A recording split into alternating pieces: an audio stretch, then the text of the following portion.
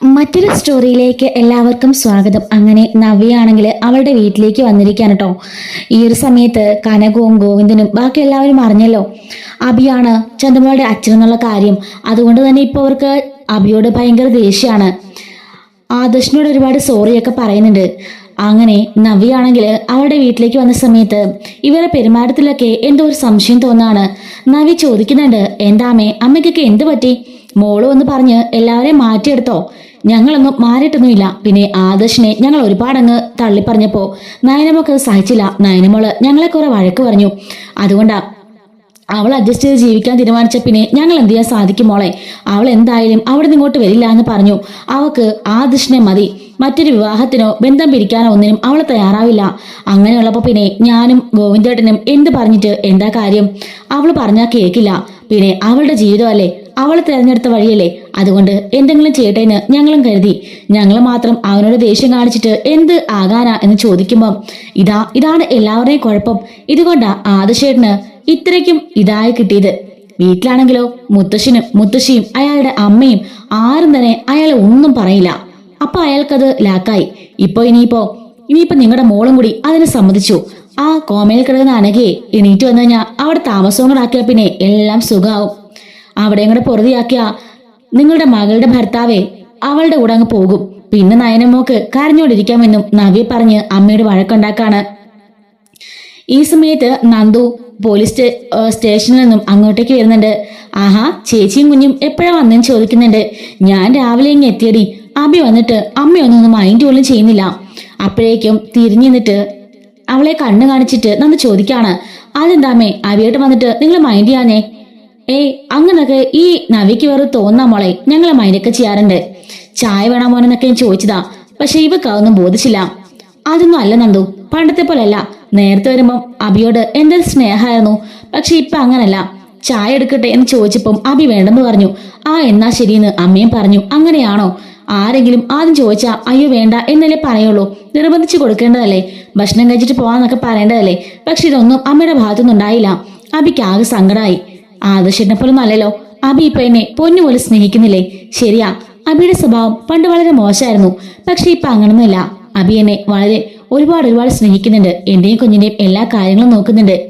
ഉത്തരവാദിത്തത്തോട് കൂടിയിട്ട് എല്ലാ കാര്യങ്ങളും ചെയ്യുന്നുണ്ട് എന്നൊക്കെ അവള് പറയുന്നുണ്ട്. ഇതൊക്കെ കേൾക്കുമ്പോൾ നന്ദുവും കനവും കൂടി പരസ്പരം മുഖത്തോട് മുഖം നോക്കുന്നുണ്ട്. ഇവർക്ക് സത്യങ്ങളൊക്കെ ഇപ്പൊ അറിയാലോ.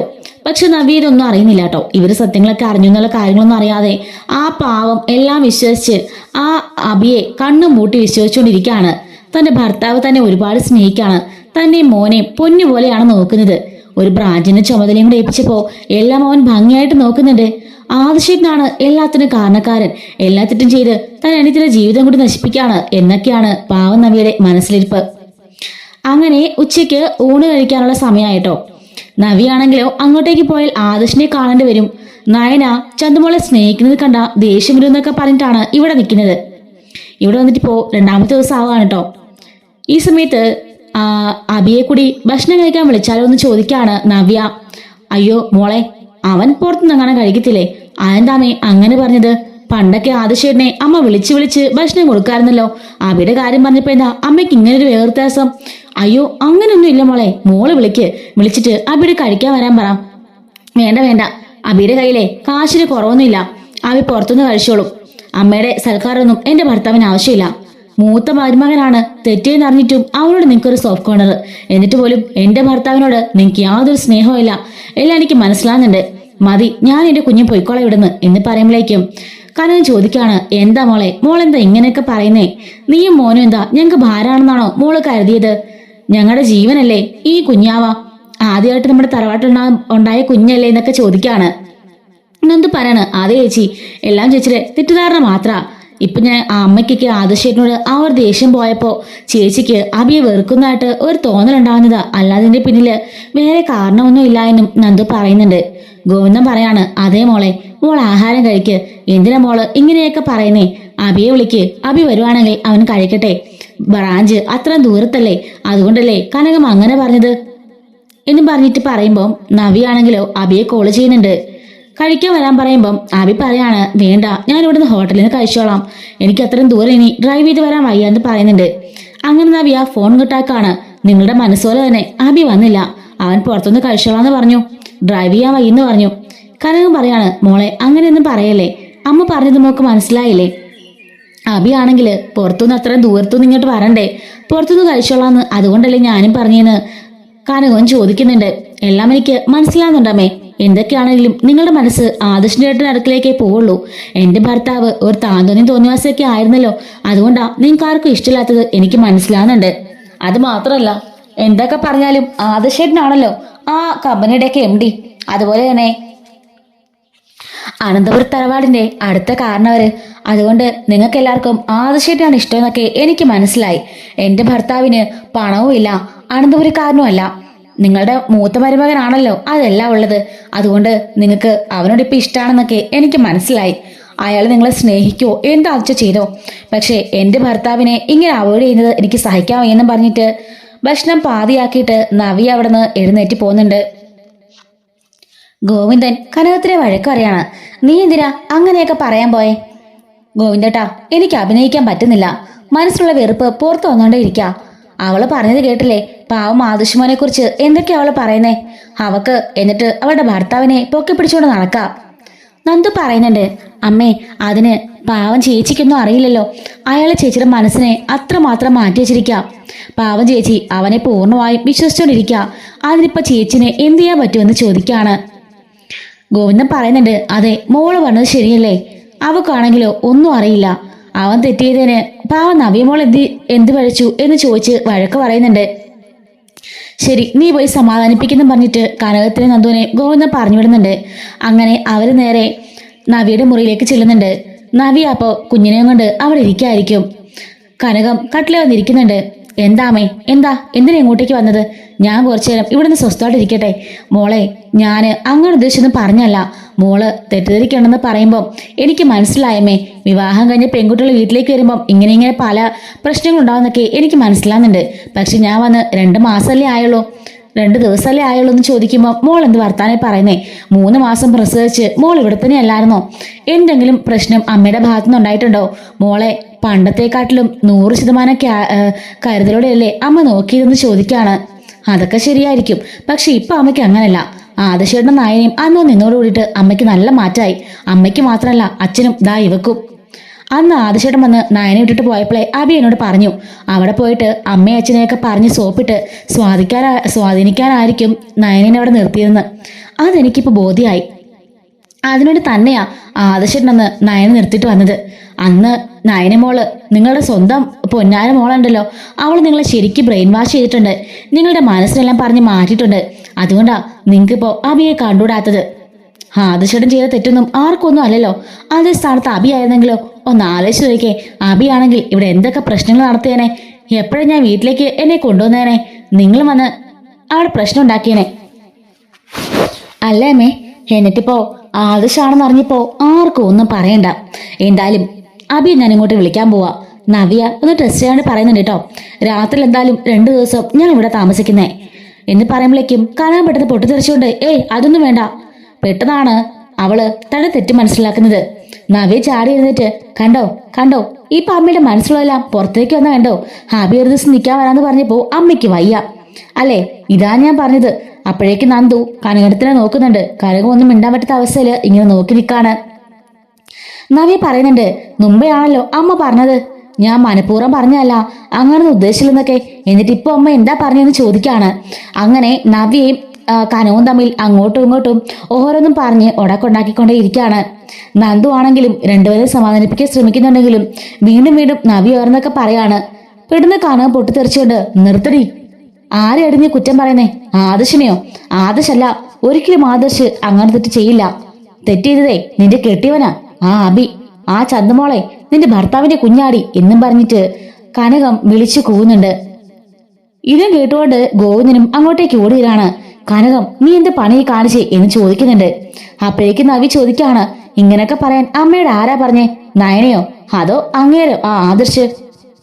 അപ്പോഴേക്കും നന്ദു പറയുന്നുണ്ട്, അവർ തന്നെയാ സത്യങ്ങളെ തുറന്നു പറഞ്ഞത്. പക്ഷേ ഇത് സത്യമാണെന്നുള്ള കാര്യം ഞങ്ങൾക്ക് നേരത്തെ അറിയായിരുന്നു.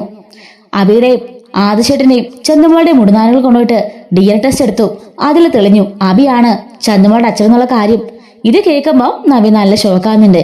കാരണം അത്ര DNA ടെസ്റ്റിന്റെ കാര്യം വരെ ക്ലിയർ ആയിട്ട് നന്ദു പറഞ്ഞല്ലോ. കനകം പറയാണ്, ഇത്രയും ദിവസവും ആദർശ് മോനെ ഞങ്ങൾ തെറ്റിദ്ധരിച്ചു. നിന്റെ ജീവിതത്തിന് വേണ്ടി നീ അവിടുന്ന് പിണങ്ങി ഇറങ്ങി വരാതിരിക്കാൻ വേണ്ടിട്ടാ ആദർശ് മോൻ ഇങ്ങനെ ഒരു കള്ളം പറഞ്ഞെന്നും അവള് കൂട്ടിച്ചേർക്കുന്നുണ്ട്. അമ്മ എന്തൊക്കെയാ പറയുന്നത്? അഭിയാണെന്നോ ചന്ദമ്മയുടെ അച്ഛൻ? പിന്നെ ആദർശ് എന്നെ പറഞ്ഞല്ലോ ആദർശേട്ടനാണ് ആ കുട്ടിയുടെ അച്ഛനെന്ന്. അപ്പോഴേക്കും നന്ദു പറയാണ്, അതെ, ചേച്ചിയുടെ ജീവനെ രക്ഷപ്പെടുത്താൻ വേണ്ടി രണ്ടുപേരെയും കൂടി ഉള്ള കള്ളം പറഞ്ഞതാ. ഈ സത്യം മുത്തശ്ശനും മുത്തശ്ശിക്കും അവിടുത്തെ ദേവയാനി അമ്മയ്ക്കും അച്ഛനും ചെറിയച്ഛനും എല്ലാവർക്കും അറിയാം. അറിയാത്തത് ചേച്ചിക്കും ചേച്ചിയുടെ അമ്മായിമ്മയ്ക്കും ആ അനാമിയയ്ക്കും അവളുടെ അമ്മായിമ്മയ്ക്കും മാത്ര. ബാക്കി എല്ലാവർക്കും ഈ സത്യങ്ങളൊക്കെ അറിയാന്ന് നന്ദു പറയുന്നുണ്ട്. അപ്പോഴേക്കും ആകെപ്പാടെ മനസ്സൊഴിഞ്ഞ് കട്ടിലേക്ക് ഇരിക്കുകയാണ് നവ്യ. ഗോവിന്ദൻ പറയുന്നുണ്ട്, മോളെ, ആദർശിനെ ഞങ്ങൾ ഒരുപാട് വെറുത്തിട്ട് ഈ വീട്ടിൽ നിന്ന് ഞങ്ങൾ ഒഴിഞ്ഞു പോവാണെന്ന് പറഞ്ഞപ്പോഴാ ഗതി കെട്ടിട്ട് നയനമോള് ആ സത്യം ഞങ്ങളോട് തുറന്നു പറഞ്ഞത്. അനഘയുമായിട്ട് ഈ അഭിയാണെങ്കിൽ 6 വർഷം മുമ്പ് പ്രണയത്തിലായിരുന്നു. അതിലുണ്ടായ കുട്ടിയാണ് ഈ ചന്ദമോള്. ഗർഭിണിയായപ്പോ അവളെ സ്വീകരിക്കില്ലെന്ന് അഭി പറഞ്ഞ പ്രകാരമാണ് അന്ന് അനഘ ഈ നാട്ടിൽ തന്നെ പോയത്. ശേഷം ഇവർ തമ്മിൽ യാതൊരു കോണ്ടാക്ട് ഇല്ലായിരുന്നു. ഇപ്പോ മോള് ഗർഭിണിയായതിനു ശേഷമാണ് ആ അനഘയ്ക്ക് ബ്രെയിൻ ട്യൂമർ ആയിട്ട് തിരികെ ഇങ്ങോട്ടേക്ക് വന്നത്. അങ്ങനെയാണ് ആ കുട്ടീനെ ഏറ്റെടുക്കണമെന്ന് പറഞ്ഞിട്ട് അനഘ പ്രശ്നം ഉണ്ടാക്കിയതും ബഹളം വെക്കുന്നതൊക്കെ. അവസാനം കോമാ സ്റ്റേജിലായ സമയത്താണ് ആ അഭിയാണെങ്കിൽ ഇത്രയും കള്ളത്തരങ്ങളൊക്കെ ഉണ്ടാക്കി പറഞ്ഞത്. അന്ന് അവിടെ കിടന്ന ഫോട്ടോയും ആ ബന്ധുക്കാരെയും എല്ലാം അഭി സെറ്റ് ചെയ്തതായിരുന്നു. ശരിക്കും അത് അഭിയുടെ കുട്ടിയാണെന്നുള്ള കാര്യം അവർ പറയുന്നുണ്ട്. ഇത് കേട്ട് ആകെപ്പാടെ തകർന്ന അവസ്ഥയിലിരിക്കുകയാണ് നവ്യ. നന്ദു പറയുന്നുണ്ട്, അതെ ചേച്ചി, എല്ലാവരും പറഞ്ഞ കാര്യങ്ങൾക്ക് സത്യമാണ്. അവളുടെ ചന്ദമ്മയുടെ അച്ഛൻ അഭി തന്നെയാണ്. DNA റിസൾട്ടൊക്കെ ഞാൻ കണ്ടിരുന്നു. ഞാൻ അന്വേഷിക്കുകയും ചെയ്തു. അതിൽ നിന്ന് എനിക്ക് മനസ്സിലായി അഭി പക്കാ ഫ്രോഡാണ്. ചേച്ചിനെയും കുഞ്ഞിനെയും ഒക്കെ പറ്റിച്ചുകൊണ്ടിരിക്കുക. ചേച്ചിയെ പറ്റിച്ച് ഇപ്പൊ ഒരു ബ്രാഞ്ച് അവൻ സ്വന്തമാക്കി. എങ്ങനെയെങ്കിലും ആ ബ്രാഞ്ചും ബാക്കിയുള്ളതൊക്കെ അവന്റെ പേരിലാക്കണമെന്നാ അവന്റെ ആഗ്രഹം. ചേച്ചിയും കുഞ്ഞും സൂക്ഷിക്കണം. ഈ സത്യങ്ങൾ അറിഞ്ഞുവെന്ന് ആരെങ്കിലും അറിഞ്ഞ ആ നിമിഷം തന്നെ അഭി ചന്തുമോളെയും ആ അനഘേനെയൊക്കെ ഇല്ലാതാക്കും.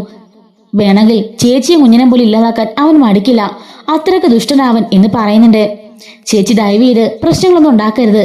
ആ വീട്ടിലെ മുത്തശ്ശനും മുത്തശ്ശിയും ആദർശേട്ടനും ബാക്കി എല്ലാവരും ഈ തെറ്റ് മറച്ചു വെച്ചത് മറ്റൊന്നും കൊണ്ടല്ല. ചേച്ചി അവിടെ നിന്ന് ഇറങ്ങിപ്പോകാതിരിക്കാനും ചേച്ചിയുടെ ജീവിതം തകരാതിരിക്കാനുമാ. ഇത്രയും കാലം അഭി തന്നെ സ്നേഹിക്കുകയാണെന്ന് പറഞ്ഞ ചേച്ചി ഒരുപാട് സന്തോഷിച്ചില്ലേ? ആ സന്തോഷം ഒരിക്കലും കെടരുതെന്ന് കരുതിയിട്ടാ ഇവരെല്ലാം ഈ ത്യാഗം ചെയ്തത്. പാവം ആദർശേടൻ എല്ലാവരും മുമ്പിൽ അപമാനിതനായിട്ട് ചൂളി നാണം കെട്ട് നിന്നപ്പോ പോലും ആ പാവം ആരോടും ഒന്നും പറഞ്ഞില്ല. കാരണം ചേച്ചിയുടെ ജീവിതമായിരുന്നു ആദർശേട്ടന് വലുത്. ചേച്ചി സന്തോഷിക്കാൻ വേണ്ടിയിട്ടാണ് ആദർശേട്ടൻ നയനേച്ചിയൊക്കെ ഇങ്ങനെ ഒരു ത്യാഗം ചെയ്തെന്നും നന്ദു പറയുന്നുണ്ട്. നവിയാണെങ്കിൽ ഒന്നും മിണ്ടുന്നില്ല. പെട്ടെന്ന് തന്നെ അവളുടെ കുഞ്ഞിനെയും ബാഗൊക്കെ എടുക്കാണ്. മോൾ എങ്ങോട്ട് പോവാ? മോൾ ഇവിടെ നിൽക്ക്, ഇപ്പൊ പോവണ്ട. വേണ്ടമേ, എനിക്ക് സത്യമെല്ലാം അറിയണം.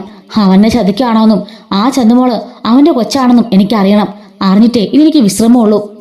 നന്ദു പറയുന്നുണ്ട്, ചേച്ചി എന്തൊക്കെയാ പറഞ്ഞേ? അവിടെ ഇരുന്നേ, ഇപ്പൊ പോവണ്ട. വിട് നന്ദു, എനിക്ക് പോണം. രണ്ടാലൊന്ന് എനിക്ക് അറിയണമെന്ന് പറയുന്നുണ്ട്. ചേച്ചി ഇപ്പൊ പോയി പറഞ്ഞുള്ള പ്രശ്നങ്ങളൊക്കെ ഞാൻ പറഞ്ഞല്ലോ. ആ ചന്തുമോള് അനഘ, നമ്മുടെ അനന്തുമോന് അതുപോലെ തന്നെ ചേച്ചി, ഇത്രയും പേരുടെ ജീവിതം അവന്റെ കയ്യിലാ. ആരെ അവൻ ആദ്യം തീർക്കുന്നൊന്നും പറയാൻ പറ്റില്ല. ആ ഒരു അവസ്ഥയാ. അതുകൊണ്ട് ചേച്ചി ഒന്ന് ശ്രദ്ധിക്കണം. ഇപ്പൊ വേണ്ട, ഒന്നും അറിഞ്ഞായിട്ട് ഭാവിക്കണ്ട. പതിയെ ചേച്ചി അവളുടെ കള്ളത്തരങ്ങളെല്ലാം കണ്ടുപിടിച്ചെടുക്കണം. ഇത് മാത്രമല്ല, പല പല കള്ളത്തരങ്ങളും അവന്റെ കയ്യിലുണ്ട്. കുറെ കംപ്ലൈന്റ്സ് ഒക്കെ ഞാൻ കണ്ടുപിടിച്ചിട്ടുണ്ട്. അവന്റെ പേരിൽ ഒരു കംപ്ലൈന്റ് മുത്തശ്ശൻ തന്നെ നൽകിയിട്ടുണ്ട്. അതിന്റെ അന്വേഷണത്തിലാണ് ഞാനിപ്പോ. അതുകൊണ്ട് ചേച്ചി എല്ലാം ഒന്ന് രഹസ്യമായിട്ട് വാച്ച് ചെയ്യണം. ഇപ്പൊ തന്നെ പോയിട്ട് പ്രശ്നങ്ങളൊന്നും ഉണ്ടാക്കരുത്. ഇപ്പൊ എങ്ങനെയാണ് ചേച്ചി അവനോട് പെരുമാറുന്നേ അതുപോലെ തന്നെ തുടർന്നു പോകണം. എന്നിട്ട് പതിയെ അവന്റെ രഹസ്യങ്ങളെല്ലാം ചൂണ്ടെടുക്കണം എന്നുള്ള കാര്യവും നന്ദു പറയുന്നുണ്ട്. അങ്ങനെ നന്ദു പറഞ്ഞ് ശരിയാണെന്ന് നവിക്കും തോന്നുകയാണ്. ഈ സത്യങ്ങളൊക്കെ ചേച്ചി അറിഞ്ഞെന്ന് അറിഞ്ഞാല് ആ നിമിഷം തന്നെ നിങ്ങളെ 4 പേരെ ഇല്ലാതാക്കാൻ അവൻ മടിക്കില്ല. അതുകൊണ്ട് ഒരിക്കലും ചേച്ചി അറിഞ്ഞ ഭാവം നടിക്കരുത്. അവനെ എങ്ങനെയെങ്കിലും നമുക്ക് പൂട്ടണം ചേച്ചി. അവനെ അകത്താക്കിയാലേ ചേച്ചിക്കൊക്കെ രക്ഷയുള്ളൂ.